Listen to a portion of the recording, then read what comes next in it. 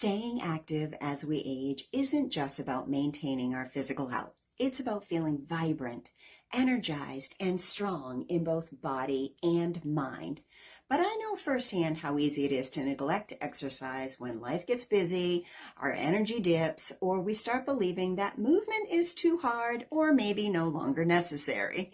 The truth is, regular movement is one of the most powerful tools that we have to maintain our health, our independence, and enjoy our life.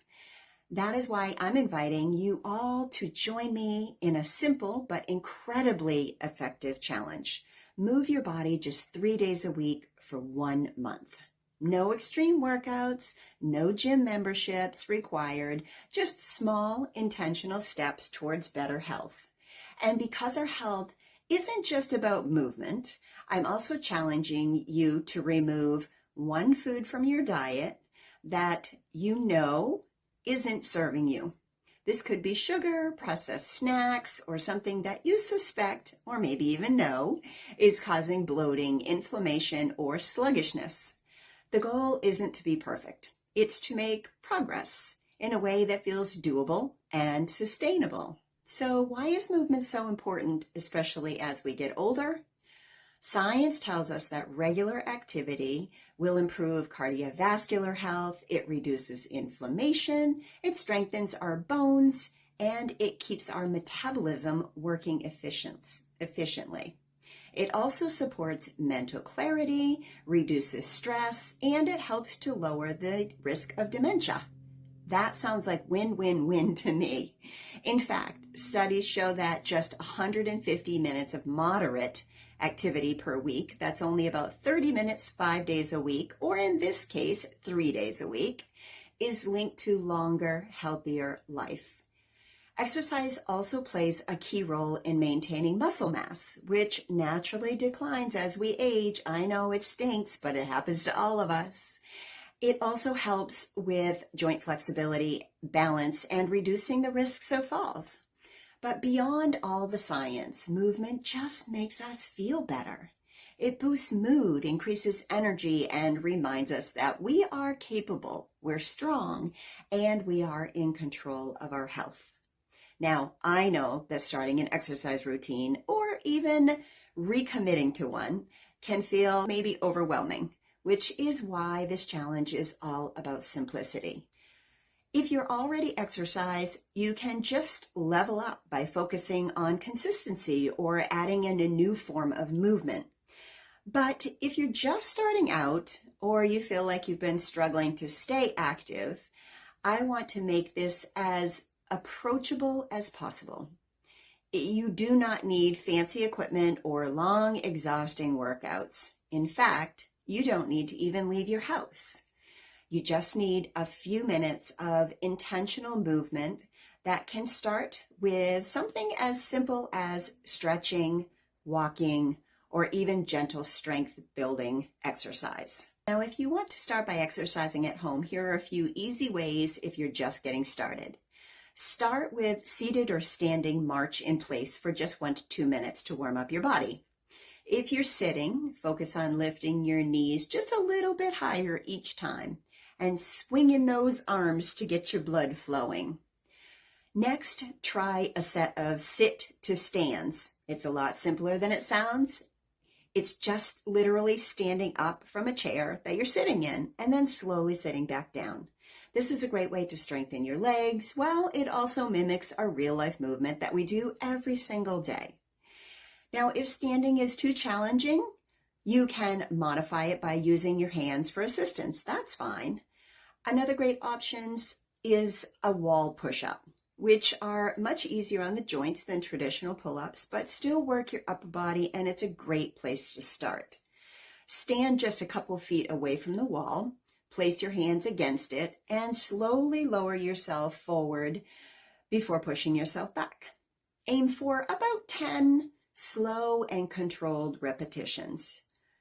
Now, for those who want a little bit more movement, side leg raises while holding onto a chair can help improve hip stability and balance, which are essential as we age. And if you have a resistance band, Using it for gentle bicep curls or seated rows can help build your upper body strength with very little strain.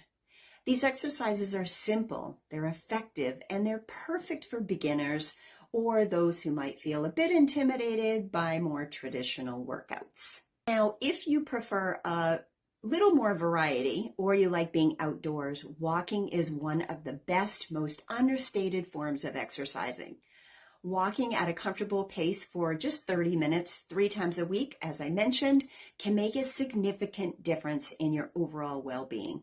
And if you want to make it more fun, which is what I try to do, I listen to music or podcasts, or you can even call a friend to chat while you walk.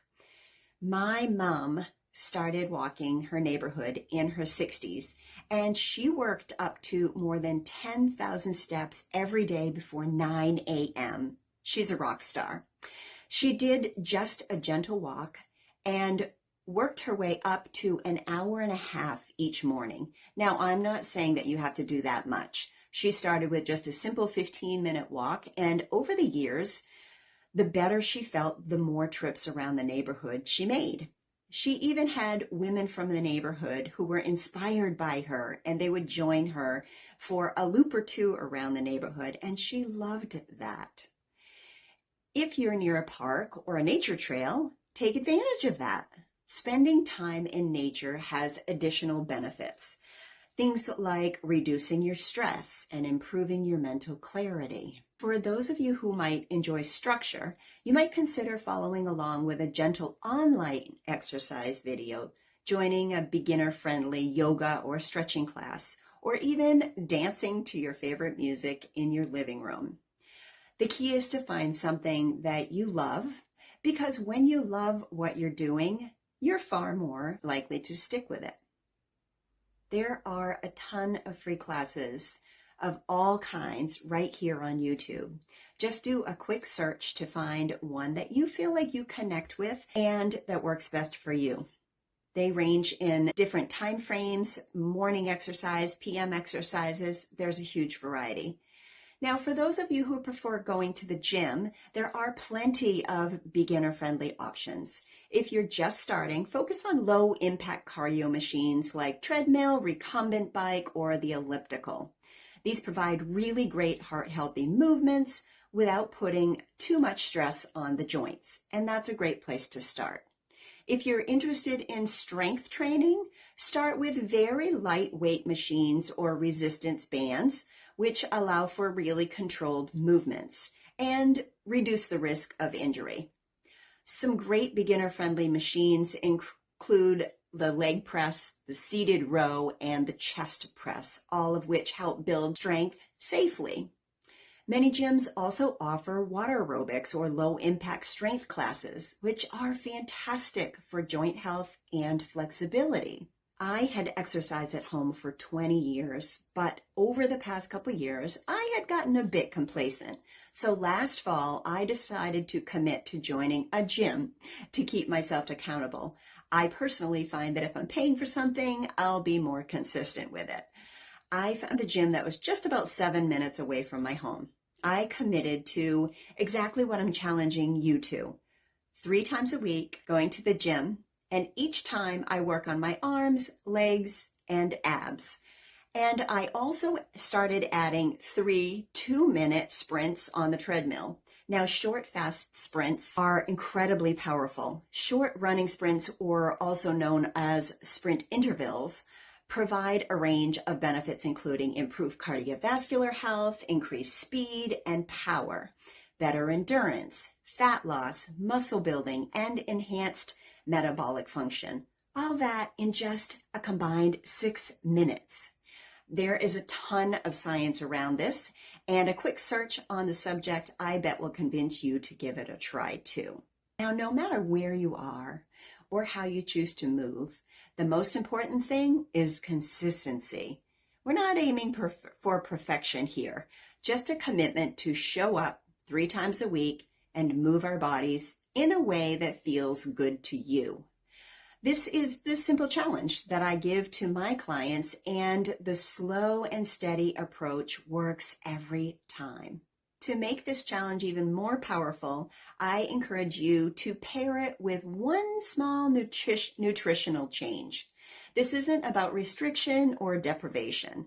It's about removing just one thing that you know deep in your heart isn't serving you to your goals. Maybe it's soda, artificial sweeteners, processed snacks, or a daily sugary treat. Whatever it is, challenge yourself to go without it for just 1 month and see how you feel. You might be surprised how much more energized and balanced you become with just this small shift added to the exercise. To keep you motivated, I wanted to share the story of Margaret. Margaret was in her 70s when she realized that she was spending far more time on the couch than she really wanted to be. She started walking just 3 days a week. Nothing extreme, just short walks around her neighborhood, much like my mom did. At first she struggled, but within a few weeks, she noticed a difference. She had more energy, her joints felt less stiff, she even started sleeping better. By the end of the month, she wanted to keep going.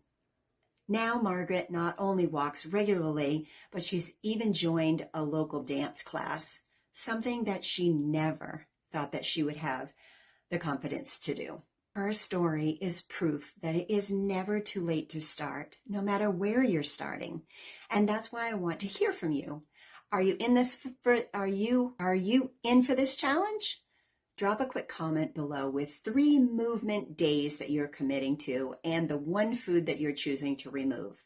Remember, small steps lead to big transformations. Let's do this together and create a life where we feel strong, energized, and empowered every single day. I look forward to hearing from you. And if you know someone else who might enjoy this challenge, please share this video with them as well. If you found this video helpful, please let me know with a quick like, and don't forget to subscribe so that you'll get notified each week when I share another video. Until next time, be good to yourself and be good to others.